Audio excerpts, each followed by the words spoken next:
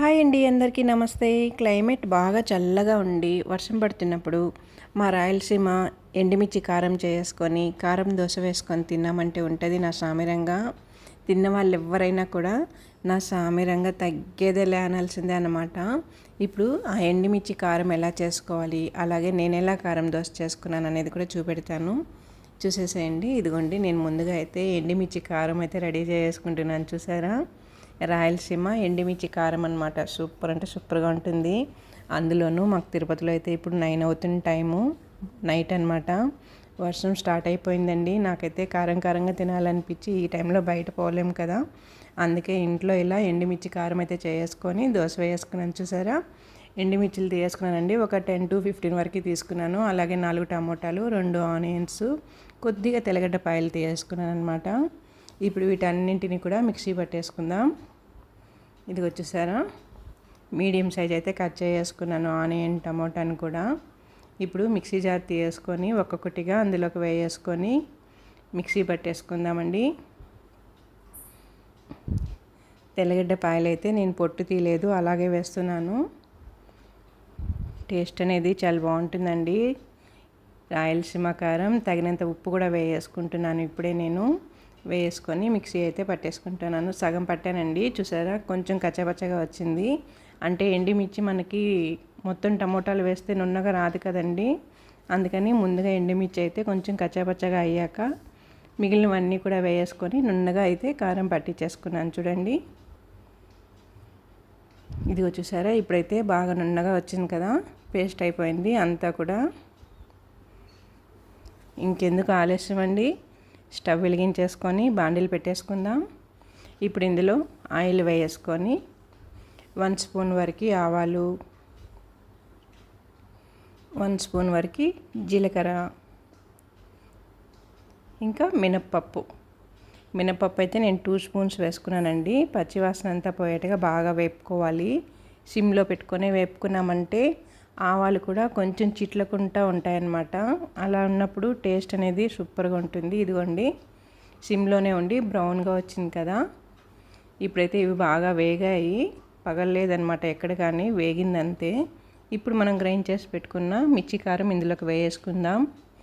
రాయలసీమ ఎండుమిర్చి కారం, అలాగే కారపు దోశ. అందులోనూ వర్షం పడుతుంది, క్లైమేట్ కూల్గా ఉందన్నమాట. నైట్ అయితే 9 అయిపోయింది. ఈ టైంలో ఇలా కారంగా దోశ తిన్నామంటే సూపర్గా ఉంటుందన్నమాట. కరివేపాకు కూడా వేసుకొని బాగా వేపుకుంటున్నానండి. మనకి మిర్చి అంతా కూడా పచ్చి స్మెల్ అనేది పోయేట్టుగా వేపుకోవాలి. ఇదిగో చూసారా, బాగా ఉడుకుతుంది కదా. మనం ఉప్పు అంతా కూడా ముందే వేసుకున్నాము గ్రైండ్ చేసుకునేటప్పుడే. బాగా ఉడకబెట్టుకోవాలండి. రాయలసీమ పొగలు కక్కుతున్నాయి, చూస్తున్నారా, చిటపటలాడుతూ. చుట్టూ అయితే స్టవ్ మీద అంతా కూడా పడింది కదండి, అందుకే నేను ప్లేట్ పెడుతున్నాను. ఉడుకుతుంది కదా, బాగా ఉడికిందంటే టేస్ట్ బాగుంటుంది. ఆయిల్ అంతా కూడా బాగా పైకి వచ్చింది కదండి. ఇప్పుడు స్టవ్ కట్టేసుకున్నాను నేను. ఇప్పుడు దీన్ని ఒక గిన్నెలోకి తీసుకుందాము. చూసారా, చాలా బాగుంది కదా, చూస్తుంటేనే మీకు తినాలనిపిస్తుందండి. ఇంకెందుకు ఆలస్యం, నేను చేసినట్లు చేసుకోండి, సూపర్ టేస్ట్ ఉంటుంది. రాయలసీమ ఎండుమిర్చి కారం సూపర్ అంటే సూపర్ అనమాట. దీన్ని కానీ కారపు దోశ వేసుకొని తిన్నామంటే ఇంకా సూపర్గా ఉంటుంది. అది కూడా మీకు చూపిస్తాను ఇప్పుడు నేను ఎలా చేసుకోవాలి ఏంటి అనేది. నేను చేసే పద్ధతి చూపిస్తాను. ఇదిగోండి, మనకి ఇప్పుడు కారం అయితే రెడీ అయిపోయింది. అలాగే పిండి కూడా కలుపుకుందాము. ఇది ఇడ్లీకి కూడా బాగుంటుందండి. నేనైతే ఇక్కడ దోశ వేస్తున్నాను, ఇడ్లీకి కూడా సూపర్గా ఉంటుంది. ఇదిగో పిండి కూడా తీసుకున్నాను. ఇప్పుడు పిండిలో కొద్దిగా సోడా, అలాగే ఉప్పు, సాల్ట్ కూడా వేసుకుంటున్నాను. పిండికి తగినంత ముందుగా సోడా వేసుకున్నానండి, ఇడ్లీ సోడా అది. తర్వాత సాల్ట్ వేసుకుంటున్నాను. ఇప్పుడు కొద్దిగా వాటర్ వేసుకొని బాగా కలుపుకుందాము. పిండి గట్టిగా ఉంది కదండి, బాగా కలుపుకోవాలి. ఇలా అన్నాక ఒక 5 to 10 మినిట్స్ వరకు పిండి పక్కకు పెట్టేసామంటే చిన్నపాటి గడ్డలు ఏమన్నా ఉన్నా కూడా మెత్తబడిపోతాయి. ఇదిగో చూడండి, ఉప్పు సోడా వేసుకున్నాను. ఒకసారి బాగా ఇలా కలుపుకునేసి 5 to 10 మినిట్స్ వరకు పక్కకు పెట్టేసుకుంటున్నాను.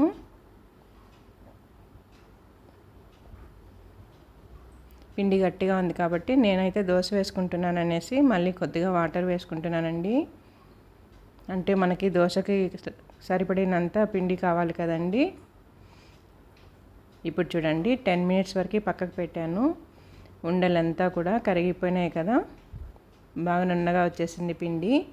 ఇప్పుడు స్టవ్ వెలిగించేసుకొని పెనం పెట్టేసుకున్నాను. నేనైతే ఇక్కడ బ్రష్తో రుద్దుకుంటున్నాను, మీరు ఆనియన్తో కూడా రుద్దుకోండి, చాలా బాగా వస్తాయి. దోశలు అనేటివి విరిగిపోకుండా నీట్గా వస్తాయన్నమాట. కొద్దిగా వాటర్ అలా చల్లేసుకున్నాను, నాకు అలా అలవాటు అనమాట. ఆయిల్ రుద్దాక వాటర్ చల్లుతాను పెనం మీద. ఇప్పుడు పిండి వేసుకొని నెమ్మదిగా రౌండ్గా అలా తిప్పేసుకున్నామంటే సూపర్గా వస్తుంది దోశ అనేది. చూసారా, ఈ విధంగా తిప్పేసుకుందాము. ఇప్పుడైతే చిన్నపాటి బుడగలు వస్తున్నాయి కదండి పిండి మీద, అంటే కొంచెం కాలిందనమాట కింద. ఇప్పుడు వచ్చి కారం వేసుకుంటున్నాను.